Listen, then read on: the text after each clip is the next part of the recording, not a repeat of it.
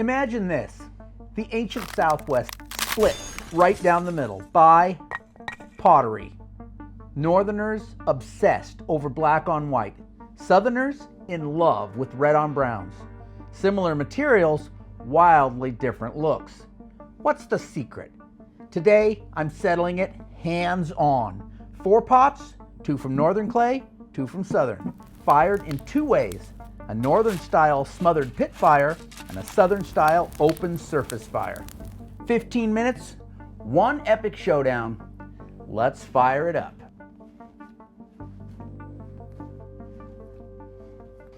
Okay, so I recently made these 2 nearly identical pitchers using brown clay that I collected near the Gila River in the southern Southwest. This is really typical of the kind of brown clays you find and that were used historically here in the southern Southwest.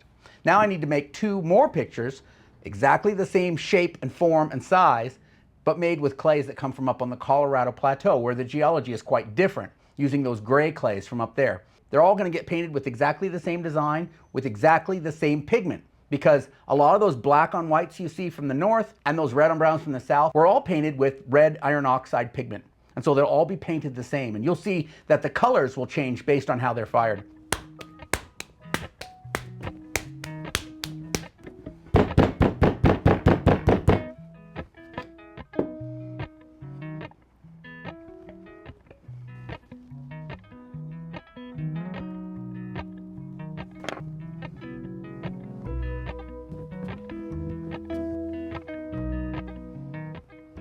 The shape I'm going for here is like a sphere with a stovepipe coming out of the top. So I'm trying to make a nice circular shape here. And as you can see, I've built the walls pretty much vertically at this point. Now that gourd scraper, that's how I really form the pot. And so you can see working that from the inside, I'm able to push that out and make it more rounded. And then a little bit of compression pinching at the top will bring that in and just kind of finish that form. And then of course I need another coil.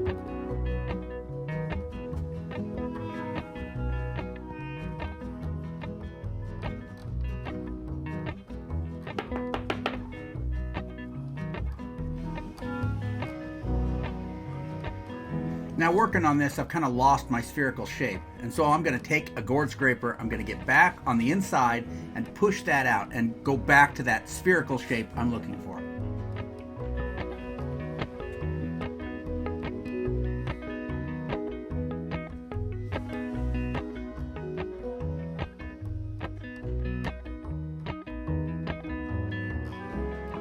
You'll notice my use of the gourd scraper here to kind of create that stovepipe effect from the neck, to make that neck look like it's rising straight out of that rounded sphere at the bottom.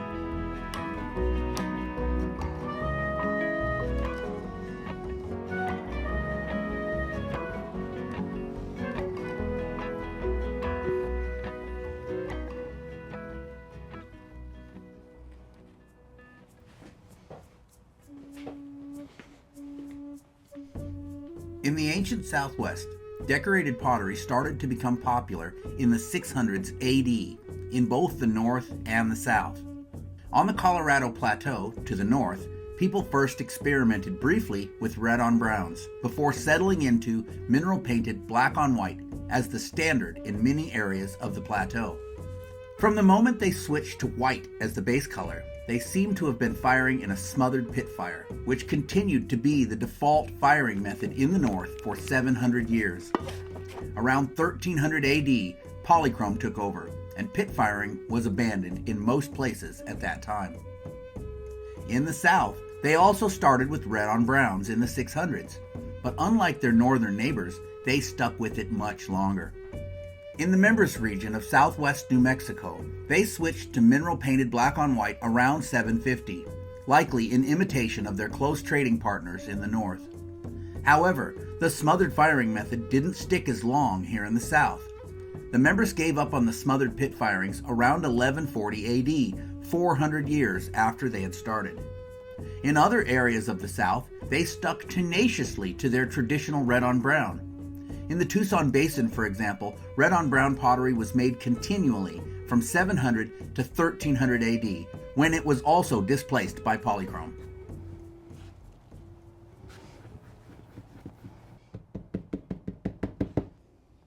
And now to attach the handle. This is called a rivet handle. This was traditional in the ancestral Puebloan potteries. They cut a hole in the side of the pot, pass the handle through, and then flatten it on the inside. And then at the bottom, I can't reach that to pass it through, so I'm just going to press it firmly into the body. So it's a half rivet handle. And then I just use little bits of softened clay to press into those gaps where the handle meets the body. And then get my gourd scraper and make sure the inside is all smoothed out, real even. And there I have my two grayware pitchers. They're not exactly identical, but close enough.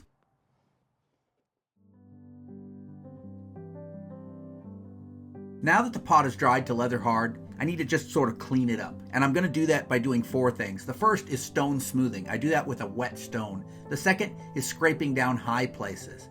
There's a lot of those around the pookie line. The third is filling in low places, also most common around that pookie line. And the fourth is polishing, and that's done with a dry stone. And when that's all done, I have a nice finished piece ready to let dry. Okay, the little pitchers are all made and mostly dry. There is one small problem that you may have noticed, and that is that the gray ones are larger than the brown ones. Now, I tried to make them all with the same pookie so they would all be roughly the same size and build them all about the same size and shape. So I'm not really sure how this happened. It's possible I grabbed a slightly larger pookie for the gray ones, or the brown clay had a higher shrinkage rate. Whatever the case, I'm going to move forward without trying to remake these, because the size isn't what's important. The important thing is the different clays that I've used, painting them all with the same material, that iron oxide, and then firing them in different ways to see how the outcomes differ. So I'm going to go ahead and get started on the painting and then see if I can take these out and get them fired perhaps tomorrow.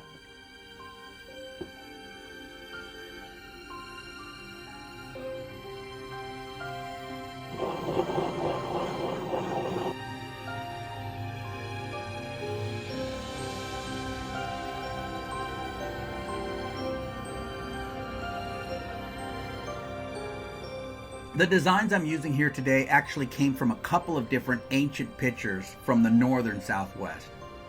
And the material I'm painting on it is red ochre that I collected from nature, pretty much just like it is, near Maury, Arizona.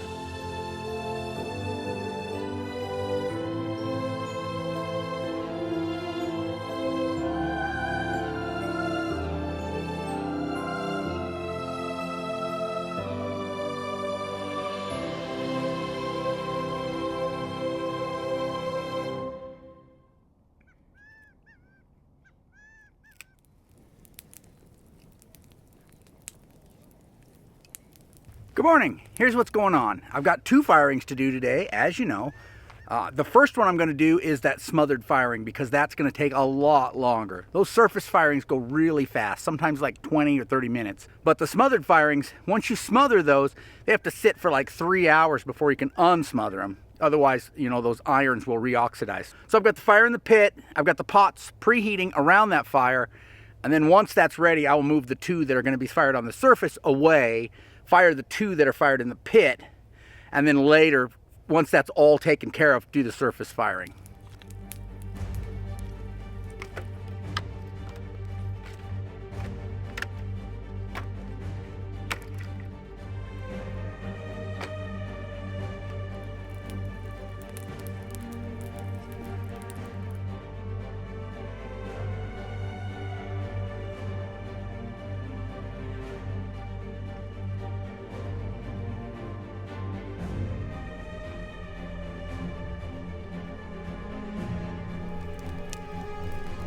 Here's how this firing works, at least in theory. The fire produces carbon monoxide. Carbon monoxide robs the oxygen from the iron, turning it black. As long as that fire is actively burning, not enough oxygen is able to reach that iron to re-oxidize it, so it stays black. So as long as I smother it before the coals go out, I can keep those designs black.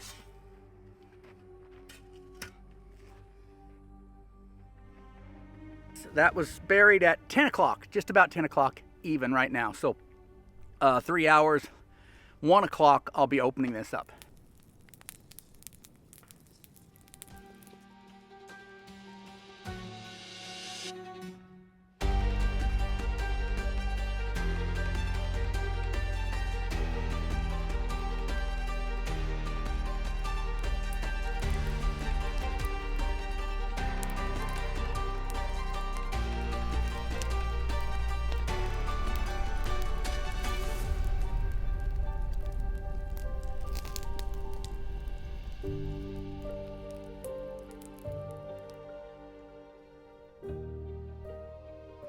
Okay, these have been sitting and cooling for a while now.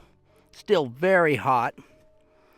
If you look right here, there's a crack in this pot. Well, it's right here. It comes down from the top. Ah, it's hot. And it comes around the side, right in here. That's a thermal shock crack that's not caused by moisture. Heating up too fast, cooling too fast. I think it was heating up too fast. When the fire was just getting started, I kept hearing these little clinks, and that's probably what that was. Little kinks as that cracked from heating too quickly. And those reds will mature more as it cools, so I'm going to pull those out here in just a second.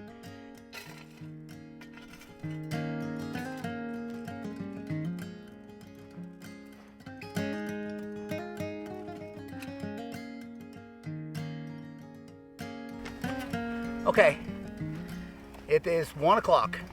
It's been 3 hours since I buried the pit firing. It's been 2 hours since I lit the surface firing. So these have been sitting here cooling and they look good. This one, of course, has cracks in it, as I explained.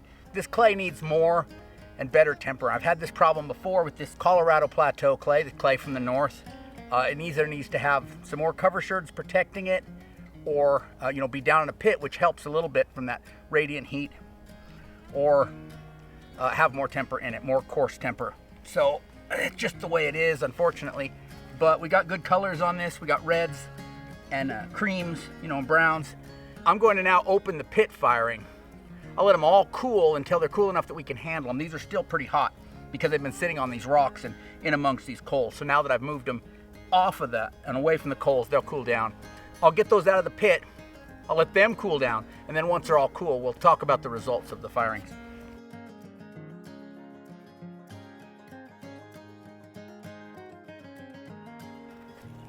Okay, cover sherds and pots. I can get them out of there.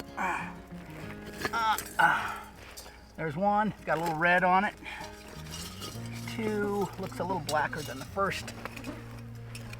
Gonna let those cool for a little bit.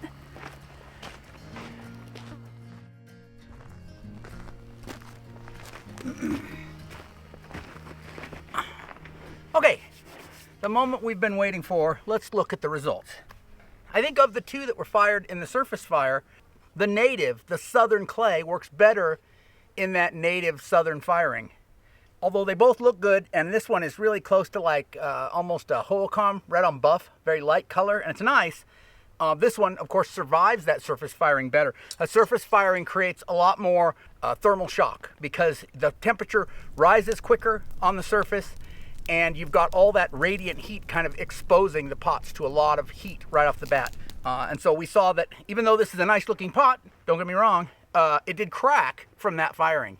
So although they both look good, the one from the south, the clay from the south, works better in that native southern firing. Isn't that peculiar? For the pit firing, again, the native clay, the northern clay, works better in that northern firing. Isn't that also peculiar? So this one, although it came out okay, a lot of that red paint did reduce. A lot of it turned red here. A lot of it oxidized. And I don't know what that was from, because there is literally no place on this where it well, there's a little bit of a blush in this one area. For the most part, it reduced really good everywhere. Whereas this one, kind of half and half. Because the brown clay has a lot of minerals in it, irons and whatnot, that's what gives it its nice warm color. Here, in reduction, those minerals turn to grays, and you get this dark gray color. And that black against gray just doesn't look that attractive.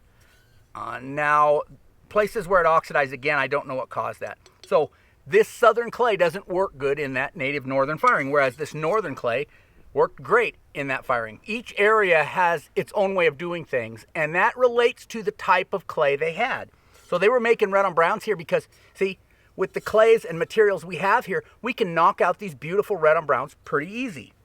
We can't do black on whites here very well. The white clays don't exist, and obviously the ones that we have tend to have some minerals in them and they turn gray. Whereas up north, this comes out really striking. A good comparison of northern clays versus southern clays in northern firing environments and southern firing environments. So I'm gonna clean these up at home and I'll put the finished pots at the very end of the video, so stick around if you wanna see that. If you'd like to learn more about reduced iron paint pottery and how to go about doing that, I've been working on that for the last few years and I've got a few videos, so I'm gonna link that playlist up right over here, so go check that out. I appreciate you coming with me today. I'll catch you next time.